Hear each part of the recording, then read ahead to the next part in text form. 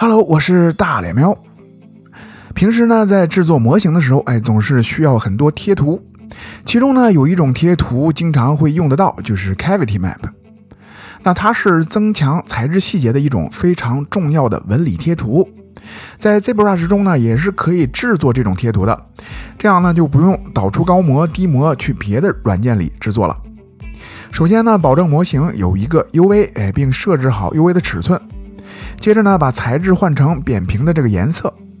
右侧打开遮罩，下面这里呢就是制作各种贴图的地方。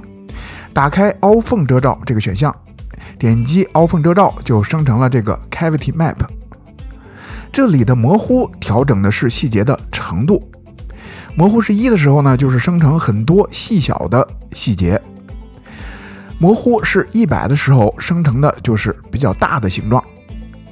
这个呢，看个人需求去调整就好了。下面的凹缝剖面就是通过调整曲线去调整生成的效果，可以自己去调整试试，不过一般情况下保持默认就好了。还可以使用上面的这些操作呢，去调整它的效果。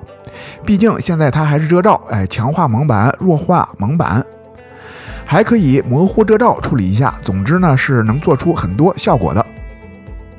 都调整好了以后呢，右边打开纹理贴图，点击通过遮罩新键，把遮罩呢转换成了贴图。Ctrl 框选去掉遮罩，点击克隆纹理。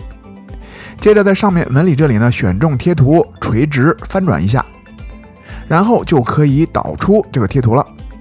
不要在这个界面去调整啊，直接点击 OK。如果想继续调整的话呢，可以去 PS 中调整。用同样的方法还可以生成很多别的贴图，比如深度贴图，还有按法线遮罩、平滑贴图，还有曲率贴图等等。唯独 AO 贴图最好不要碰，因为非常的慢，经常呢陷入死机状态，所以慎用。有了这些贴图的辅助，就可以制作出更好的效果。能力一般，水平有限，希望能帮助到你。这期的分享就到这里，感谢观看的你，我们下期见。